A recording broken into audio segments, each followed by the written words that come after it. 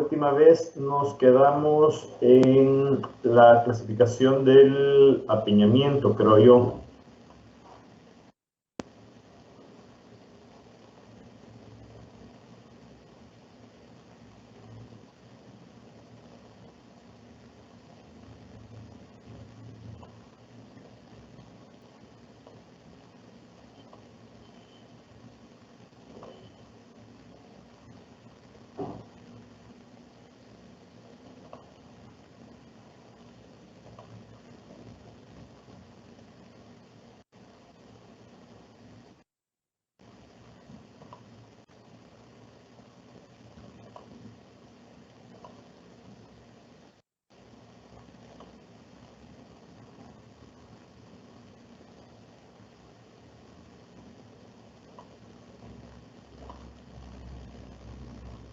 Ok, ¿me escuchan, chicos?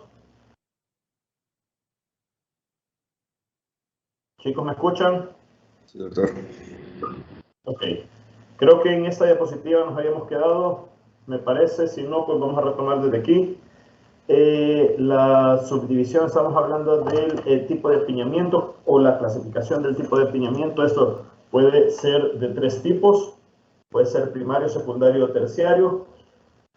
Habíamos dicho que el primario era de carácter genético, el secundario es por movimiento dental, por movimiento de piezas dentales. Este movimiento de piezas dentales puede deberse a extracciones prematuras, caries interproximales, malos hábitos como algún chupeteo de dedo, alguna anomalía individual como algún quiste o algún diente supernumerario, etc. Y el terciario, que puede ser debido a la erupción de las cordales. Yo les había dicho que yo he leído algunos libros en los cuales hay doctores o hay investigadores que no están tan a favor de que por la erupción de piezas de las cordales se produzca un apiñamiento. Hay bastantes doctores que sí están a favor de ello. No se ha podido corroborar o no se ha podido comprobar al 100%, entonces estamos todavía en fase de teoría. Así es que mientras eso no se compruebe, entonces tenemos esta clasificación que sigue siendo valedera. Entonces el terciario es por la erupción de cordales. Tenemos una... permítanme. Denme un segundo.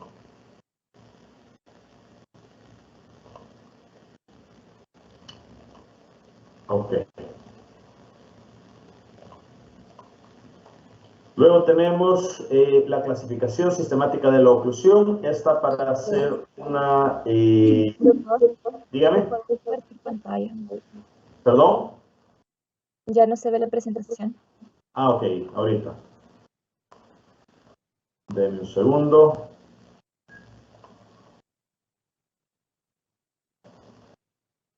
¿Ahora?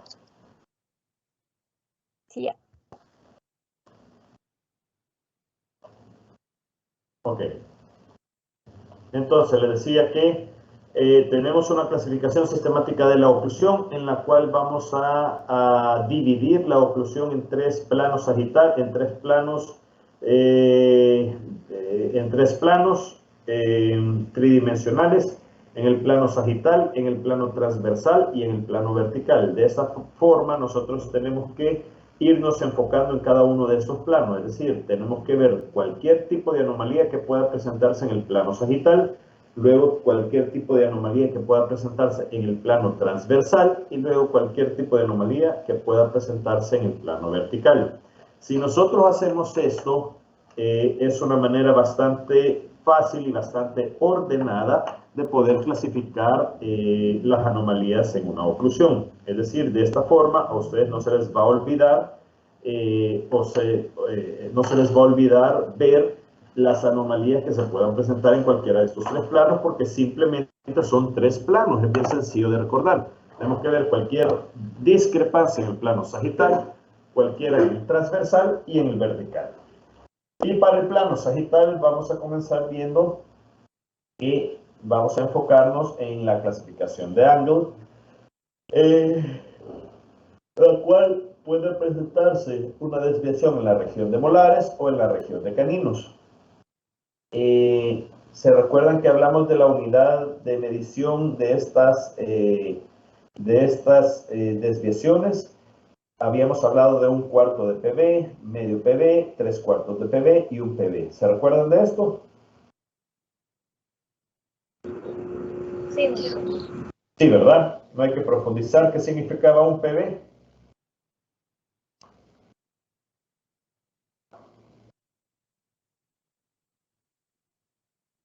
¿Quién me dice qué significaba 1 PB?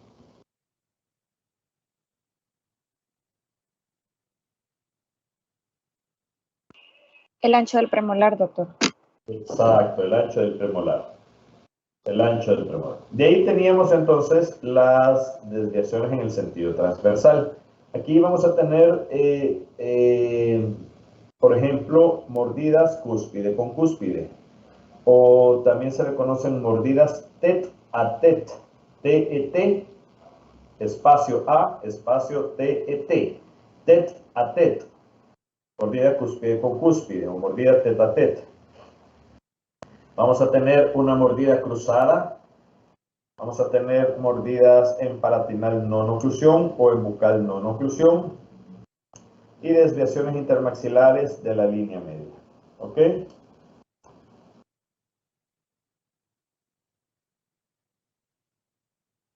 En el sentido vertical vamos a tener mordidas abiertas, que puede ser en el sentido frontal y lateral, una mordida profunda o una curva de Spee aumentada, plana o invertida.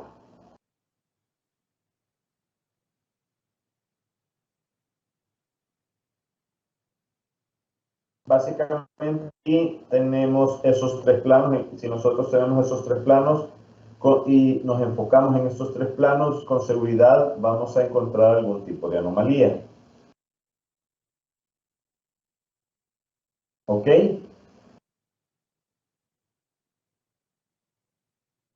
Vale. ¿Quién me dice a dónde puedo encontrar, en qué plano puedo encontrar la anomalía, por ejemplo, de apiñamiento? ¿En el plano sagital, en el plano transversal o en el plano vertical?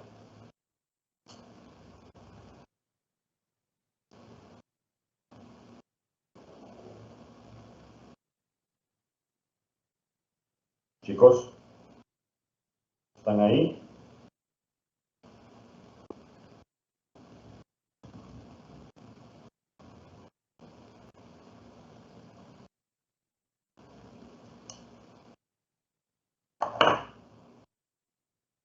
Chicos, ¿están ahí? ¿Me escuchan? Sí, doctor. ¿Sí me escuchan? Ok. No sé si yo pregunté hace un segundo en qué tipo de plano se les ocurre que puedo encontrar una anomalía de apiñamiento dental, por ejemplo. Yo creería, doctor, en el plano transversal. Correcto, puede estar en el plano transversal o puede también estar en el plano sagital, dependiendo de cómo veamos de a dónde se presente ese apiñamiento. Así podemos ubicar o podemos posicionar esa anomalía en el plano sagital o en el plano transversal, pero más que todo en el plano transversal, ¿es correcto? Muy bien.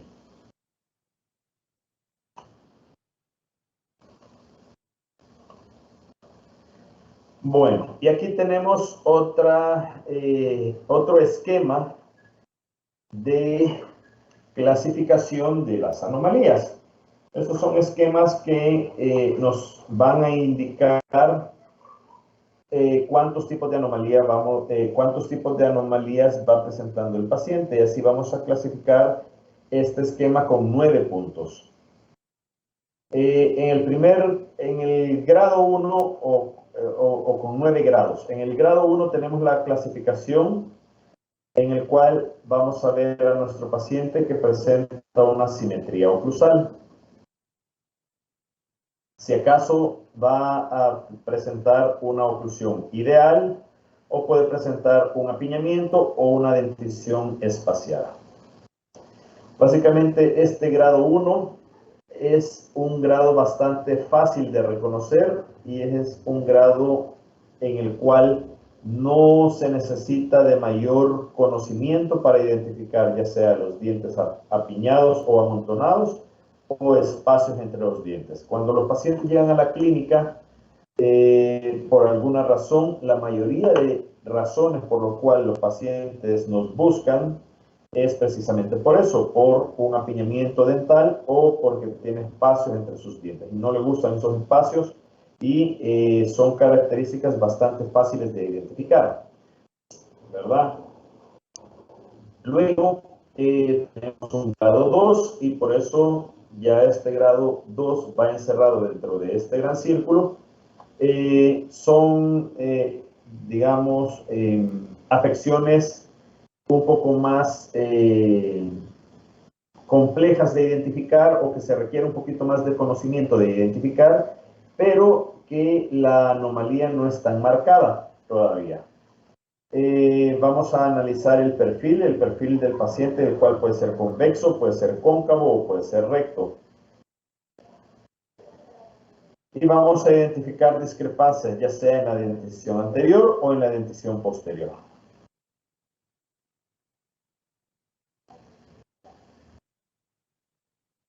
¿Sí? Luego tenemos el grado 3, el cual ya comenzamos a ver los 3 planos que nosotros hemos mencionado anteriormente. El grado 3, las desviaciones en el plano transversal, grado 4, desviaciones en el plano sagital y grado 5, desviaciones en el plano vertical. En el grado 3, las desviaciones transversales pueden ser bucal, palatina, dental o esquelética.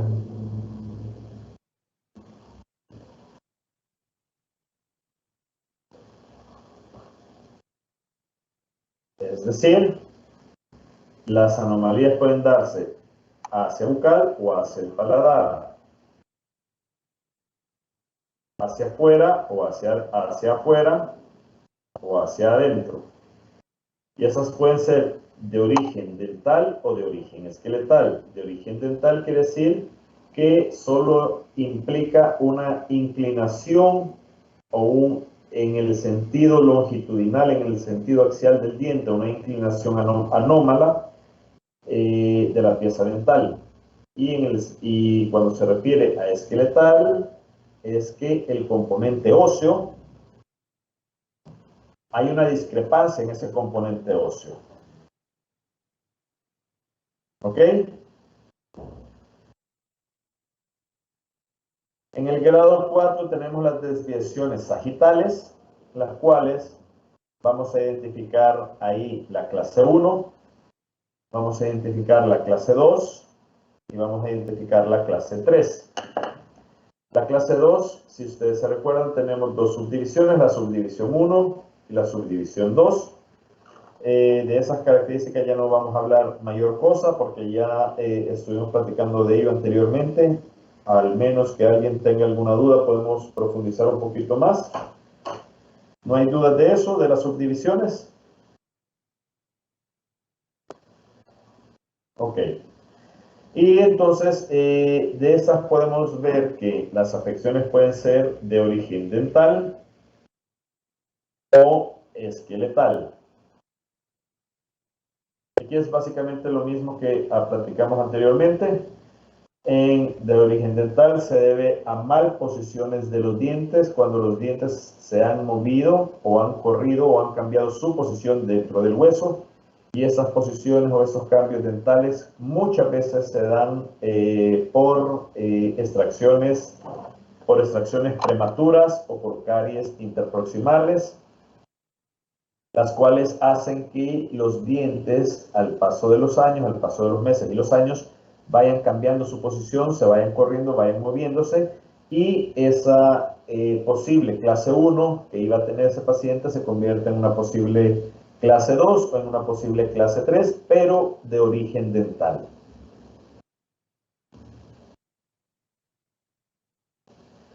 Es por eso que aquí es donde radica la importancia de una ortodoncia preventiva.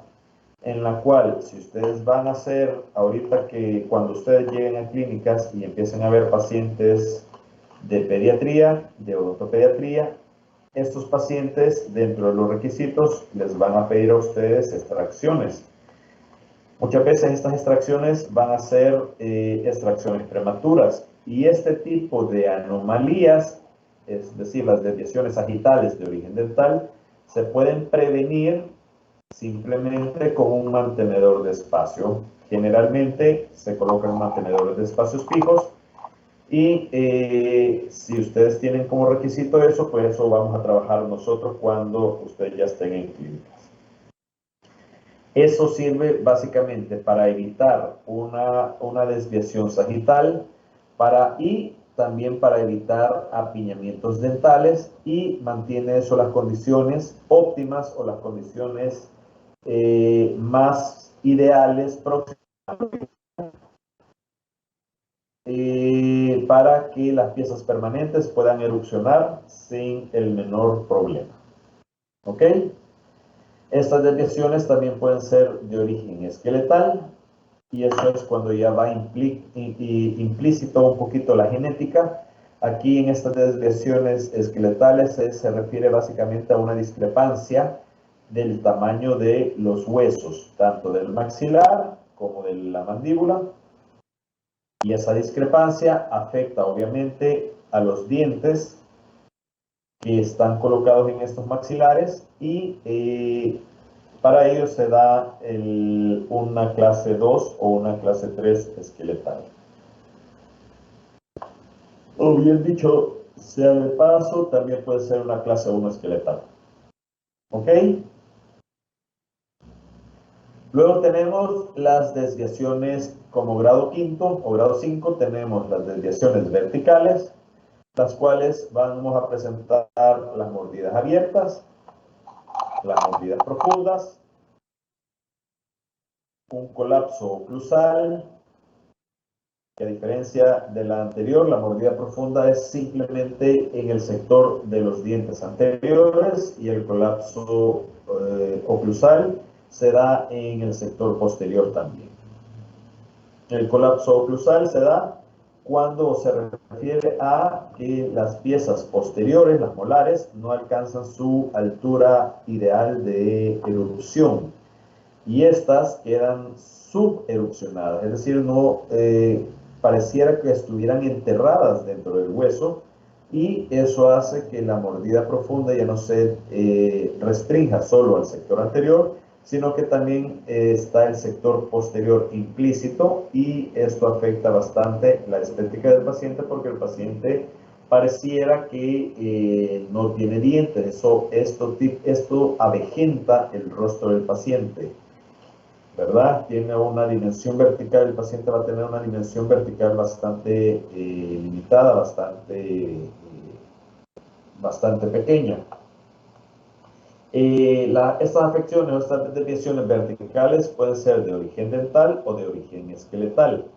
Las de origen dental se refieren básicamente a eso, puede verse a una suberupción de las piezas posteriores o muchas veces a una sobreerupción de las piezas anteriores,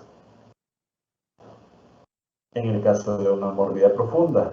Y en el caso de una mordida abierta, lo contrario, es decir, una sobreerupción de las piezas posteriores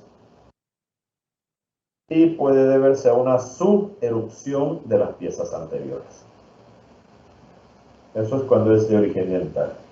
Y cuando es de origen esqueletal, se refiere básicamente a la inclinación que tienen en una. Quiero que ahorita que traten de visualizar una radiografía cefalométrica y eso se refiere a la inclinación que van a tener las bases óseas, la del maxilar y la de la mandíbula.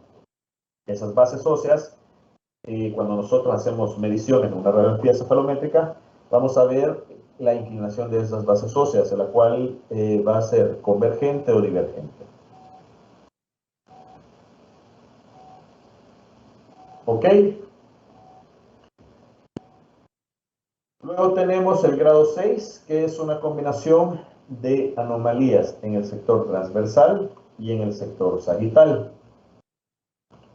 Tenemos el grado 7, que sería una combinación de anomalías del sector vertical y el sector sagital. Y tenemos el grado 8, que es una combinación de anomalía del del plano vertical y el plano transversal. Y como último punto tenemos el grado 9, que es una combinación de los tres planos, el plano transversal, sagital y vertical. Aquí quisiera saber alguien que me diga una anomalía que pueda darse en el grado 8, por ejemplo.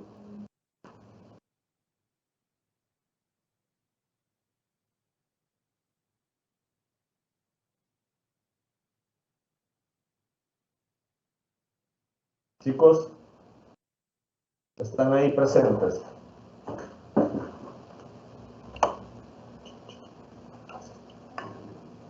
¿Están presentes, chicos? Sí, doctor. Ok. ¿Quién me ayuda entonces? Una del grado 8. Una mordida profunda. ¿Quién? Mordida profunda. Ya.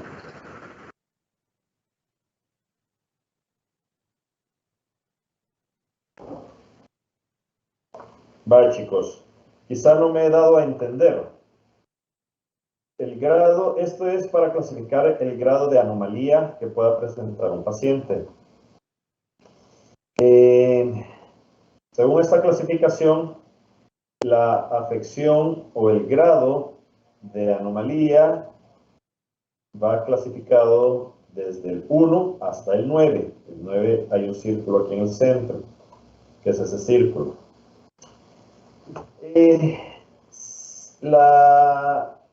La del grado 3, en la del grado 2 vamos a ver anomalías en el perfil del paciente, el cual puede darse un perfil convexo, cóncavo o recto, y ese puede presentar discrepancias en dientes anteriores y discrepancias en dientes posteriores. Eso puede deberse a rotaciones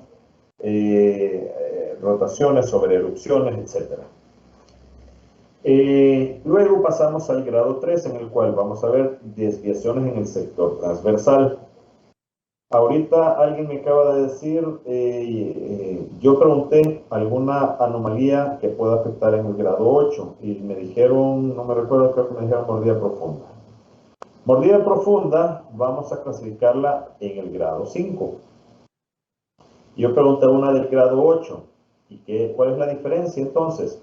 En el grado 8 yo les dije son anomalías que van a afectar el plano vertical y el plano transversal. Entonces, si yo pregunto una anomalía del grado 8, debo de mencionar una anomalía que afecte a ambos planos. Por ejemplo, un paciente con mordida profunda y una mordida bucal no oclusión, por ejemplo.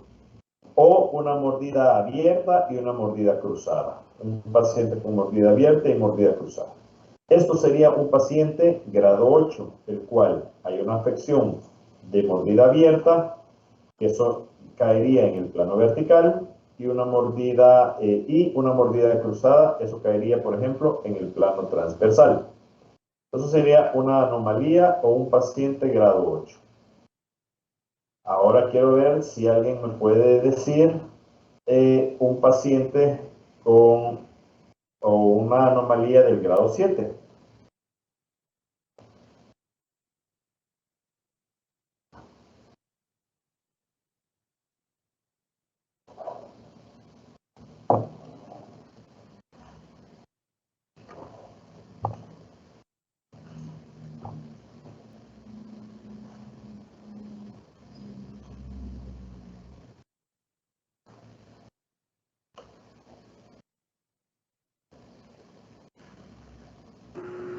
Clase 2 combinado con mordida profunda. Perdón, casi no lo escucho.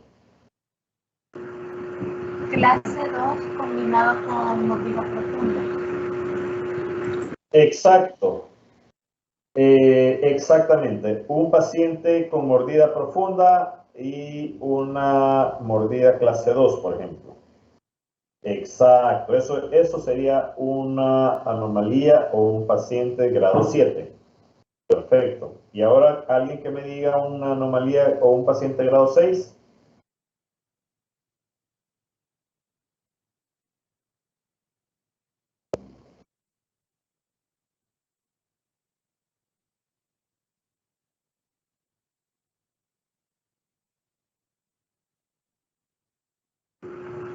Clase de 2 con mordida cruzada. Exacto. Una clase 2 o una clase 3 con una mordida cruzada. Generalmente los clase 3 llevan un componente de mordida cruzada, por ejemplo. Eso sería un paciente característico grado 6. Un paciente con mordida cruzada y una mordida esqueletal clase 3, por ejemplo. ¿Ok? Vaya. Y entonces tenemos el paciente grado 9. El paciente grado 9 presenta una anomalía en el plano transversal, en el plano sagital y en el plano vertical. Ese podría ser un paciente clase 3 con mordida cruzada y mordida abierta en el sector anterior. O pudiera ser un paciente con mordida en tijera, clase 2 y mordida profunda. ¿Sí? ¿Sí queda claro esto, muchachos? Sí, doctor. Sí, doctor. Ok. Quiero que se recuerden de esto, de los grados ¿cómo se llama? De la clasificación de los grados de los pacientes, por si se les llega a preguntar algún tipo de anomalía o algún tipo de paciente grado 7, ustedes sepan contestar que el grado 7 es una anomalía en el sector, en el plano vertical y en el plano sagital, ¿ok? Se lo estoy ya, les estoy adelantando ya las preguntas, fíjense. Solo de que presten atención, se memoricen lo que les estoy diciendo y van a salir bien en el examen. ¿Qué tal si Doctor, tengo una pregunta. Dígame.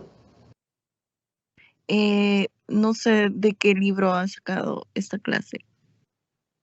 Es una combinación de varios libros. ¿Por qué? Ah, ok. No, para estudiar un poco mejor. Gracias, doctor. Okay. Vale.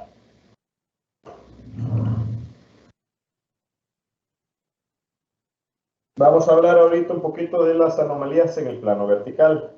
Básicamente las anomalías del plano vertical tenemos mordida abierta y mordida profunda. Esas son las dos afecciones que vamos a tener en este plano. Estas nunca vienen solas, este tipo de anomalías nunca vienen solas, sino que siempre vienen acompañadas de un montón de problemas, los cuales estos pueden ser resueltos antes o durante el tratamiento. Nosotros tenemos que identificar básicamente cuál es el problema o la causa que me va a provocar ya sea una mordida abierta o una mordida profunda. Nosotros tenemos que lograr identificar cuál es la causa para dar un correcto diagnóstico. El diagnóstico pues básicamente va a ser una mordida abierta o una mordida profunda y según sea la causa o según sea la etiología, así va a ser el tratamiento que nosotros tenemos que dar. No solo se trata simplemente de mover los dientes, sino que se trata de identificar cuál es la razón de esa anomalía. Porque si nosotros identificamos la razón de la anomalía, vamos a poder atacar esa etiología y al atacar esa etiología estamos cortando el problema de raíz, es decir, el problema no va a recidivar. Si yo tengo, por ejemplo, un paciente que viene con, que se chupa el dedo, y me ha provocado un paciente, digamos, adolescente, no estoy hablando de un niño, sino que estoy hablando de un adolescente, o puede ser también un niño, y yo muevo los dientes que están suberupcionados, por ejemplo, y los vuelvo a colocar en posición y le digo, ok, ahí le digo a mi paciente, ok, ya terminamos, ya están tus dientes en correcta posición, le doy de alta. Muy probablemente un mes después el paciente va a regresar con el mismo problema, porque el problema puede ser de que sea el chupeteo de dedo y yo no ataqué ese problema. Simplemente yo moví los dientes, pero no ataqué ese problema. Entonces es importante que nosotros sepamos cuál es la causa. Tenemos que hacer una correcta anamnesis, un correcto cuestionario del paciente, en el cual tenemos que tratar de identificar cuál es la causa de ese tipo de mordida. De esa manera nosotros vamos a poder solucionar de una forma eficiente, y es donde recalco la palabra eficiente, el problema. Por ejemplo, lo que les decía aquí anteriormente, tenemos un paciente con un problema en el sector vertical, en el plano vertical y en el plano transversal. ¿Logran ver cuáles son esos problemas?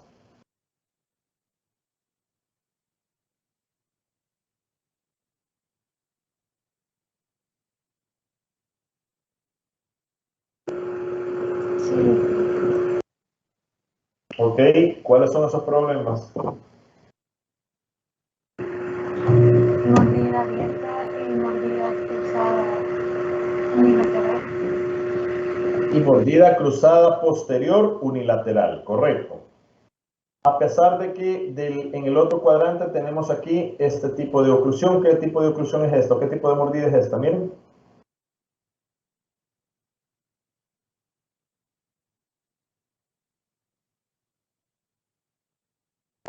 Cúspide. Correcto, tenemos una oclusión cúspide a cúspide o una oclusión tête a tête. Correcto, es decir, tanto de un lado tenemos una mordida cruzada unilateral posterior y del otro lado comienza el problema a darse. Miren, comienzan a moverse los dientes en una posición inadecuada. ¿Conocen ustedes cuáles son las causas o etiologías de una mordida abierta, chicos?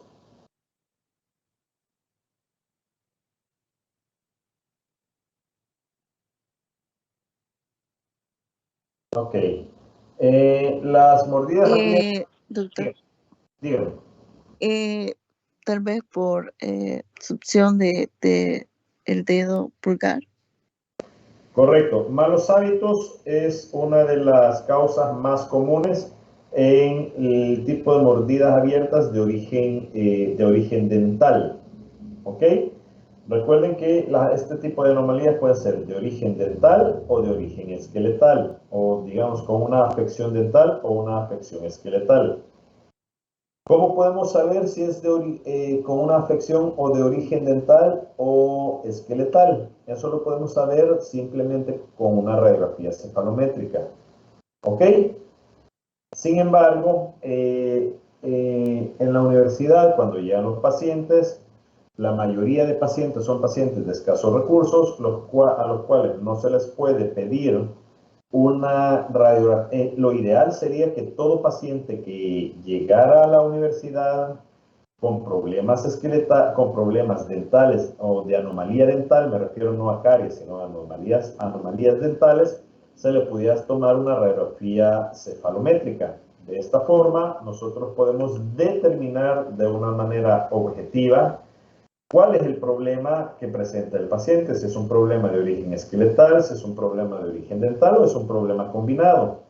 Nosotros, cuando vemos este tipo de situaciones, platicamos con los pacientes, tratamos de sacarle información de cuál puede ser la causa y de esta manera tratamos de darle una solución al paciente. Es la manera, digamos, más factible para que el paciente pueda tener un tratamiento, pero nosotros como ustedes como estudiantes y nosotros como doctores, es decir, como entes que estamos tratando de investigar cuál es el problema, no tenemos la respuesta al 100%. pero lo ideal es hacer una radiografía cefalométrica. Si esto es de origen dental, entonces nosotros lo que vamos a hacer es, pues si esto es de origen dental, nosotros podemos deducir que el chupeteo de dedo es un factor, un mal hábito que puede ocasionar eso. El chupeteo de labio también es otro factor que puede ocasionar esto. Morder constantemente un lapicero, un bolígrafo o cualquier otro objeto, también esos que tocan instrumentos musicales como trompetas, no, la trompeta no, creo yo que es el saxofón, y hay otro instrumento, el clarinete, que llevan una boquilla más o menos de esa forma. Eso puede ocasionar una mordida abierta. Una deglución infantil o una deglución atípica puede ocasionar eso. ¿Ok? Ahí ya les mencioné varios factores etiológicos que pueden llegar a ocasionar una mordida abierta. Nosotros tenemos que empezar a indagar, a investigar y preguntarle a los pacientes o a los padres, según la edad del paciente, a los padres del paciente, si el niño constantemente se chupa el labio. Eso vamos a ver muchas veces en algunos pacientes, si eso ocurre, que tiene el labio, tiene una marca en el labio. Si le podemos pedir al paciente que pronuncie una determinadas palabras, o podemos pedirle al paciente que degluta. Nosotros tenemos que ver el tipo de deglución que tiene el paciente, o podemos ver los pulgares o los dedos de la mano del niño para ver si se refiere a un chupeteo de dedo, o simplemente preguntarle a los papás si el niño se chupa el dedo. Muchas veces cuando hay un chupeteo de dedo, en la mayoría de los casos, no en todos, pero en muchos casos, hay una mordida cruzada acompañando este tipo de anomalía. ¿Y alguien sabe por qué el chupeteo de dedo va con una mordida cruzada? ¿Alguien sabe?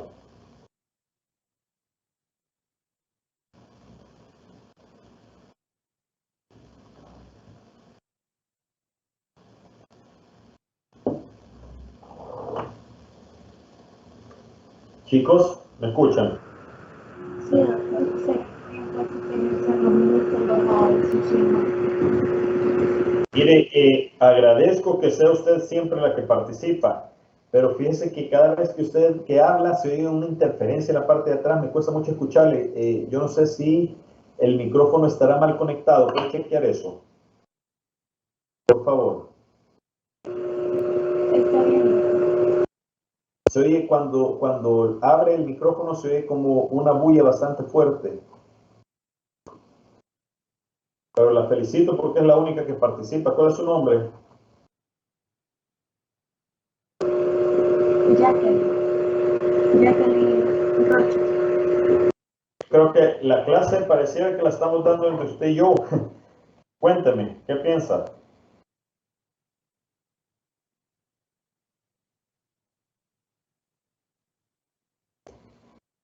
¿Alguien sabe por qué puede deberse esto? No ¿Será sé, por la doctor. fuerza que ejercen los músculos al succionar? Sí, va bastante bien, muy bien. Tiene que ver con eso. Tiene que ver con eso. Muchas veces cuando el pulgar se coloca dentro del paladar, dentro de la boca, el pulgar ejerce una cierta o ejerce presión sobre el paladar, haciendo el paladar haciendo el paladar un paladar mucho más profundo de lo que debería de ser. Ese paladar empieza a crecer hacia arriba o empieza a elevarse, jalando los huesos laterales hacia adentro, compactando los huesos, como haciendo una V. Entonces, eso hace muchas veces que el paciente tenga una mordida cruzada. Muchas veces esa mordida cruzada comienza con un lado y si esa anomalía continúa, la mordida abierta crece, aumenta, se hace mucho más grande y la mordida cruzada va a ser bilateral. Pero sí tiene razón lo que dijo usted. Tiene que ver con eso, con la succión del dedo, con la presión que ejerce el pulgar dentro del paladar. ¿Ok?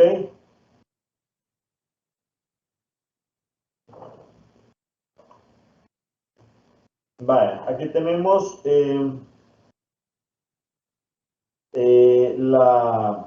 ¿cómo se llama? La descripción que han dado tres doctores bastante reconocidos, Carabelli, Subtelny y Profit. Profit es de los doctores más actuales, digamos, más de nuestra época. Carabelli decía que la mordida abierta es una maloclusión en que uno o más dientes no alcanzan el plano oclusal y no establece un contacto entre sus antagonistas. Básicamente, lo que él quiere decir es que cuando no hay un contacto entre sus antagonistas y estos dientes no han alcanzado el plano de oclusión, eso lo vamos a clasificar o lo vamos a denominar como una mordida abierta. Subtelny decía que es el espacio vertical abierto entre dientes anteriores mandibulares y maxilares, es decir, es ese espacio que se queda cuando el paciente está mordiendo o en máxima intercupidación, es ese espacio que queda entre los dientes, tanto superiores como inferiores. Y Profit ya hablaba también un poquito más de la mordida profunda y decía que la sobremordida como la superposición vertical de los incisivos.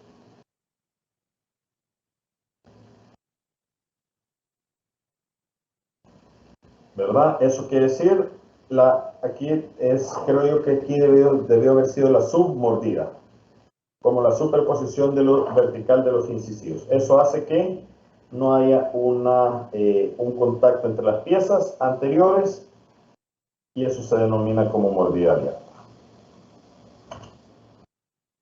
Aquí tenemos una mordida regular en la cual vamos a ver el plano de oclusión,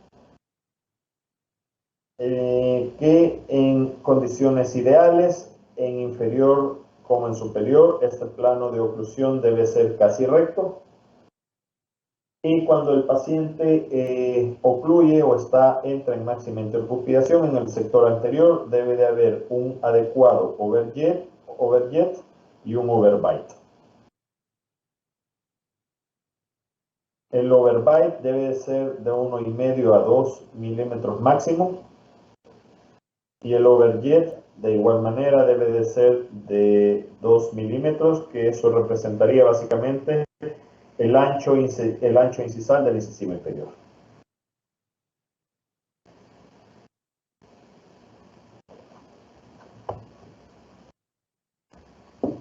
¿Ok?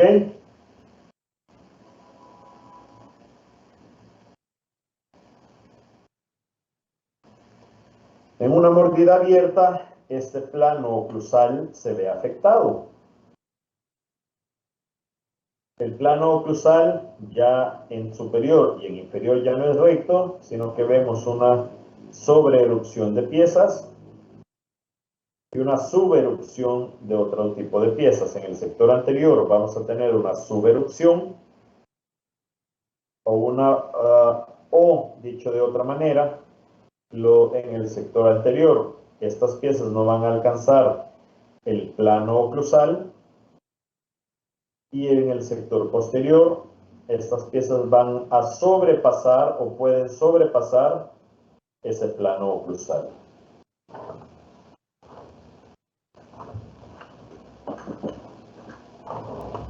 Permítanme un segundito, chicos.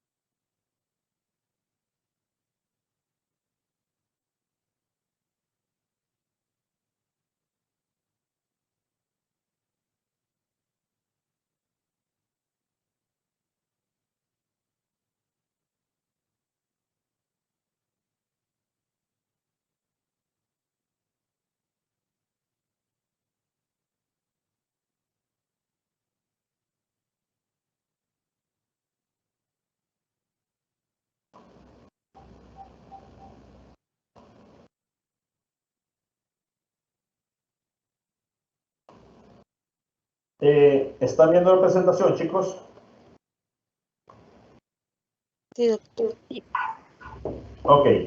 Entonces decíamos, en la mordida abierta vamos a tener que hay ciertas piezas que no van a alcanzar, que no van a alcanzar el plano de oclusión, otras piezas que sí lo van a alcanzar el plano de oclusión, y estas pueden deberse a que el hueso basal o el hueso, claro, el hueso apical va a estar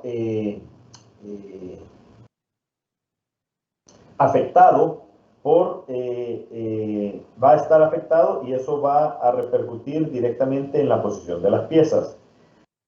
Eso se da por causas, por fuerzas externas, por ejemplo, la colocación constante de algún objeto extraño como una pipeta, la boquilla de un instrumento, de un saxofón, el pulgar, digamos, morder constantemente un lapicero, etcétera, etcétera. O puede deberse también a una suberupción o una sobreerupción dental. ¿Ok?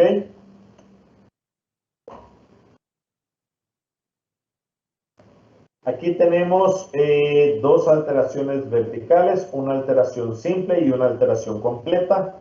La alteración simple es básicamente en el sector anterior, donde no hay contactos dentales, contactos dentales. En los incisivos vemos que estos no tienen contacto, o básicamente a nivel de caninos es que comienza esta alteración en el sector anterior. Y completa se refiere cuando ya piezas posteriores están involucradas, pero siempre vamos a observar las últimas molares, generalmente las últimas molares, las cuales van a presentar algún contacto. Y esas no nos van a permitir el cierre completo de la oclusión, el cierre completo de ambos maxilares. ¿Ok? Entonces, simple se va a deber al sector anterior y completa se va a deber al sector posterior y anterior. Pero recordando que en el sector posterior, siempre las últimas molares, o siempre van a haber molares que van a tener contacto en algún momento, tanto de un lado como de otro, o en ambos lados. Bimaxilarmente. Las características faciales, o algunas características en general, perdón, que nosotros vamos a observar en pacientes con mordida abierta, va a ser que vamos a tener una altura facial aumentada, va a haber una incompetencia labial. ¿Quién me recuerda qué es una incompetencia labial, chicos? ¿Quién se acuerda? Cuando los labios no hacen un contacto. Perdón, ahí sonó un periquito atrás, no le escuché. ¿Cuándo qué? Cuando los labios no hacen un contacto. Correcto, cuando los labios en modo de relajación no tienen un contacto, correcto. Es una incompetencia labial. ¿Y la altura facial aumentada a qué se refiere?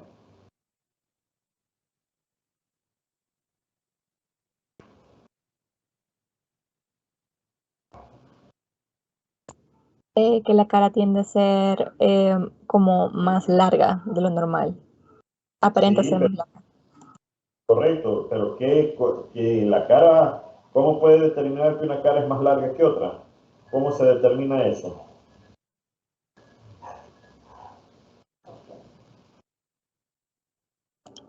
Por los planos faciales, así como dividiendo las mediciones que deberían de tener. Correcto, haciendo un análisis facial, y nosotros vamos a dividir uno de los análisis faciales es el de los tercios faciales. Vamos a ver que los tercios facial, dividimos el rostro en tercios, y esos tercios deben de ser simétricos entre sí.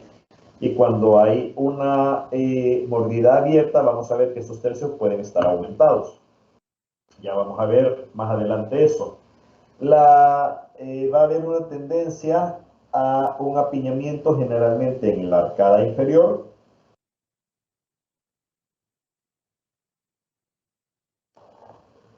Y vamos a observar en la maxila que esta puede ser estrecha y va a presentar una mordida cruzada posterior.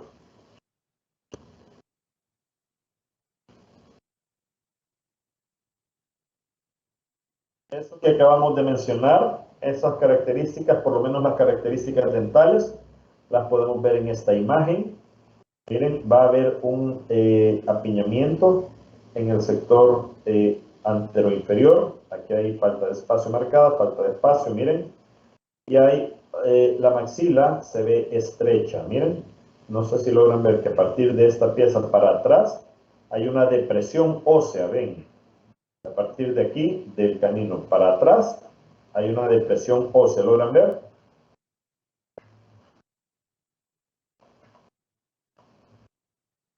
En este caso, tenemos una depresión del maxilar, miren a este nivel, y hay un apiñamiento en el sector anteroinferior. Lo que decía, las características que nosotros hemos acabado de ver. Aquí tenemos lo que yo les decía, lo de los tercios. Los tercios deben de ser, idealmente deben de ser iguales entre sí. Veamos en esta paciente, vemos el tamaño de este tercio y vemos que el tercio inferior está aumentado todavía un poco más. ¿Ok? Entonces, aquí podemos ver que al tener este tercio aumentado, sin yo saber si la paciente, sin haber visto internamente a la paciente, sin haberle visto los dientes, sé que esta paciente puede tener una discrepancia en sentido vertical. Muy probablemente una mordida abierta. Y en efecto, era una paciente antigua y sí tenía una mordida abierta en el sector anterior. Pero ella tenía un problema de deglución, tenía una deglución atípica.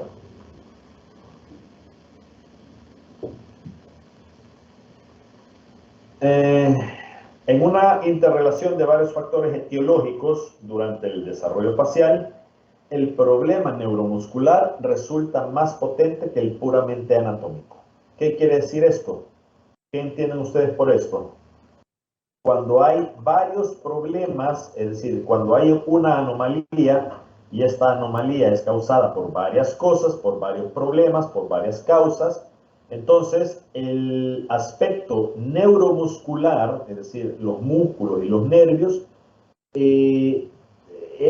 van a ser el problema más potente que puramente el aspecto anatómico. El aspecto anatómico, es decir, si yo voy a tener un paciente que va a presentar una mordida abierta o digamos una mordida profunda,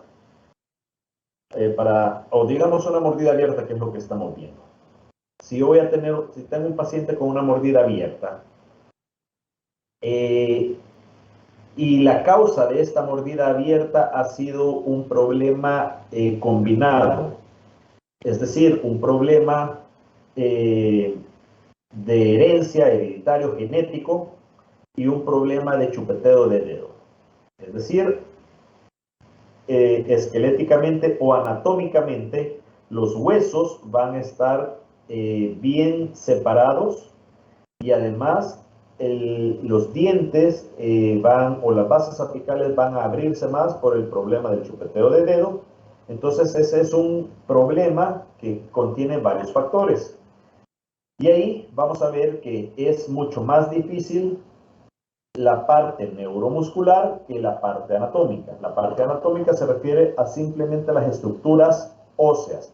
Y la parte neuromuscular es la dirección en que los músculos actúan.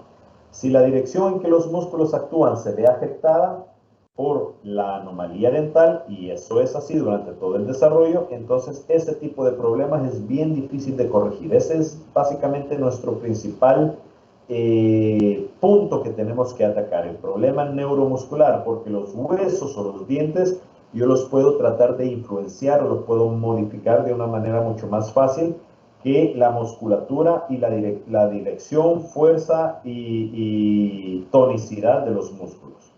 ¿Sí me doy a entender con esto? Yo tengo una duda. ¿Cómo solucionamos un problema de maldeglución? ¿Un problema de? ¿De mala deglución? ¿Cómo se soluciona? Muy buena pregunta, muy buena pregunta. ¿Cómo se soluciona un problema de deglución atípica? Existe bueno, para ello hay ejercicios. La lengua es un músculo y los músculos hay que trabajarlos. ¿Quiénes de ustedes, quiero saber, quiénes de ustedes han ido alguna vez en su vida a un gimnasio? ¿Todos? Quizá la mayoría. Quizá la mayoría, correcto. ¿Y por qué han dejado de ir? Quiero saber.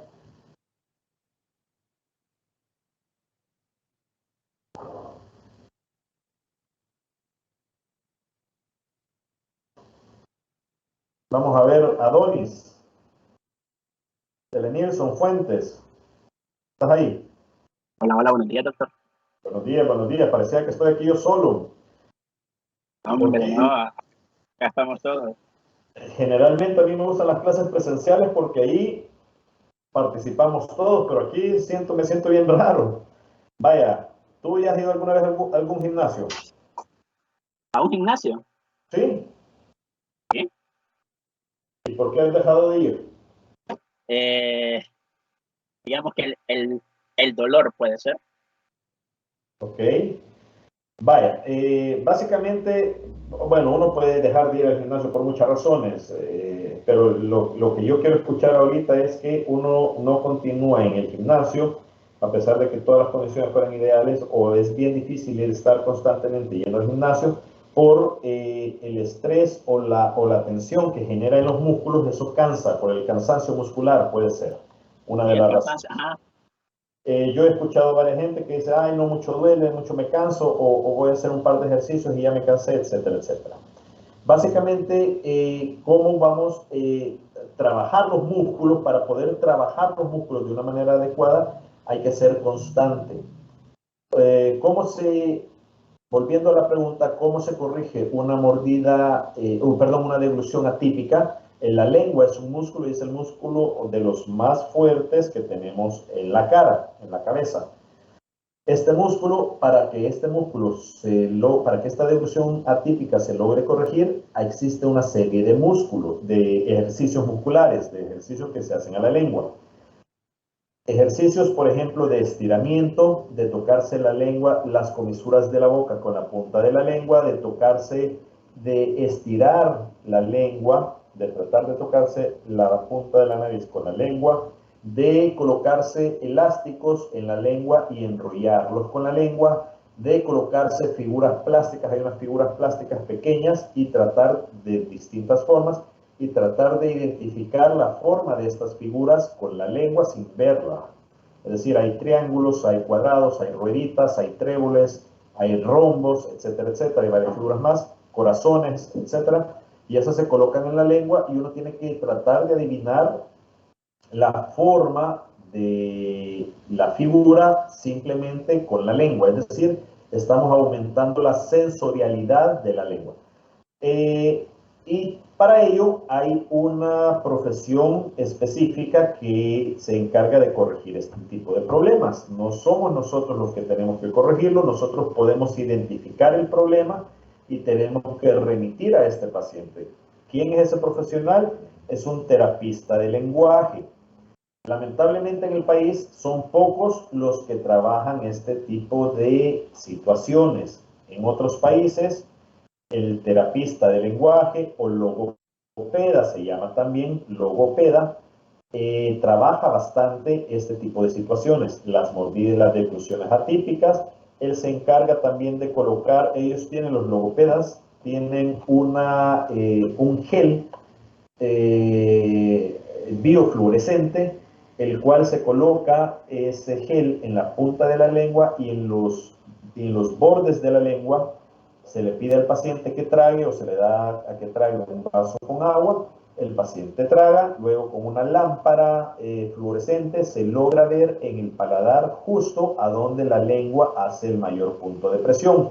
Si lo hace entre los dientes, si lo hace en el labio, si lo hace en el paladar duro, etc. Entonces el logopeda logra identificar si hay efectivamente una deglución atípica o una deglución típica. Y entonces, en base a eso, el logopeda puede darle el tratamiento, que son ejercicios que el paciente tiene que hacer. El problema con esto es que, como les dije, es como estar yendo al gimnasio para estar estimulando, estar trabajando un músculo específico. Es como que yo tuviera que ir al gimnasio a hacer, por ejemplo, pantorrillas o hacer piernas todos los días, o por lo menos un día sí, un día no, un día sí, un día no. Eso a la larga cansa. Entonces, es de bastante constancia y es de bastante trabajo psicológico, el cual el logopeda y el odontólogo y los padres de familia deben de hacerle entender al paciente para que la estabilidad de esta lengua no vaya a influir en la posición de los dientes. En corto, ¿cómo se corrige eso? Se refiere a un profesional, a un logopeda o a un terapista de lenguaje que trabaje este tipo de cosas. ¿Alguna otra pregunta? ¿Le contesté? ¿Queda claro? Sí, Doc, bastante. Gracias. Vale. Perfecto.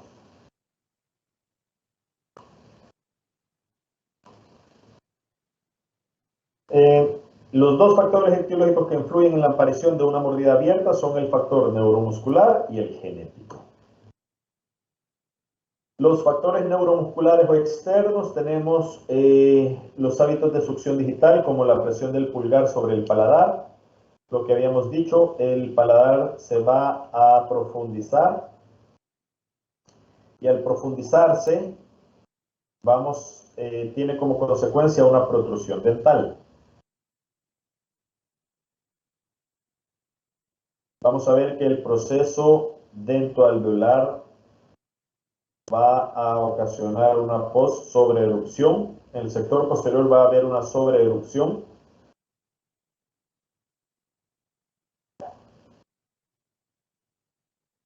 Los dientes anteroinferiores van a presentar un apiñamiento.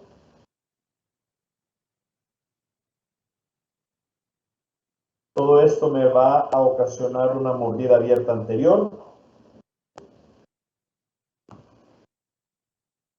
Vamos a ver una posición labial y lingual alterada.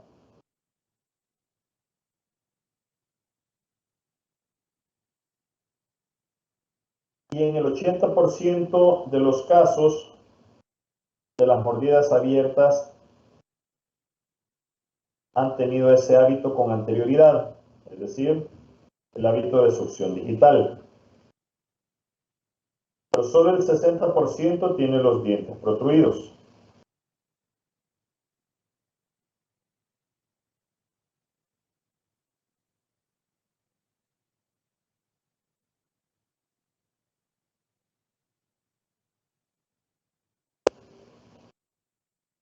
¿Ok?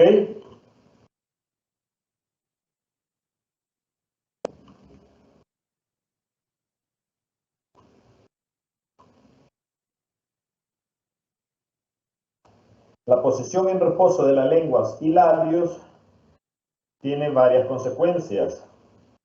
Va a tener que las fuerzas de masticación van a estar por debajo de lo normal. Recuerden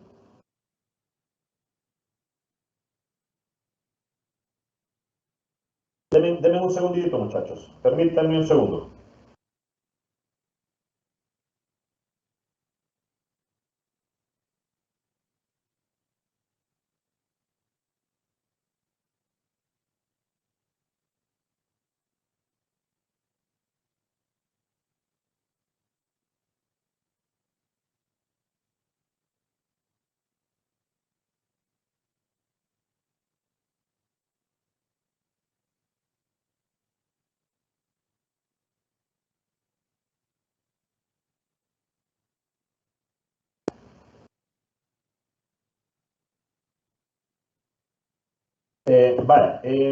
Todo esto va a ocasionar que las fuerzas de masticación sean por debajo de lo normal. Recuerden que todo esto altera la posición y la longitud de los músculos y ya los músculos ya no van a trabajar de una manera ordenada o de una manera adecuada. vamos a tener que los músculos masticadores van a volverse débiles, ocasionando un mayor crecimiento dentoalveolar posterior con rotación de la mandíbula.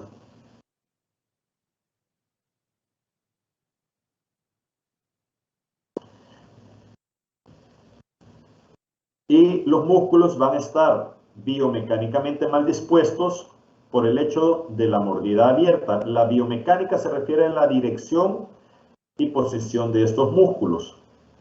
Entonces estos, al verse alterada esta dirección y esa posición y esa longitud, van a desarrollar una fuerza menos eficaz. Es decir, eso se refiere a que si yo tengo el músculo de la masticación, por ejemplo, el macetero que va de aquí para acá, en una mordida abierta, el mismo músculo ya no va a ir de aquí para acá, sino que va a ir de aquí para acá. Miren. ¿Ven cómo cambia la posición del músculo macetero? Miren. En una mordida abierta cambia la dirección.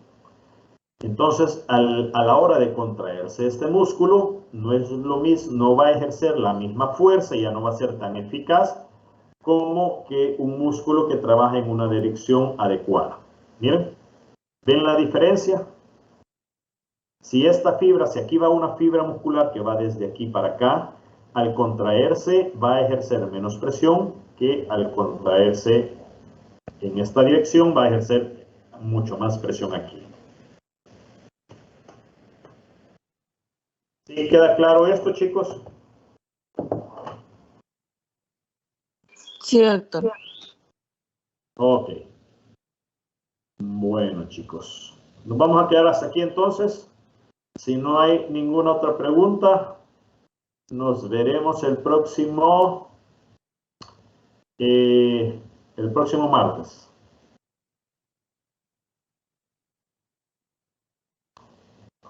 ¿Ok, chicos? Gracias, doctor. Ok, doctor. Doctor. Vale, pues chicos. Pasen buen día entonces. Bueno, doctor, gracias.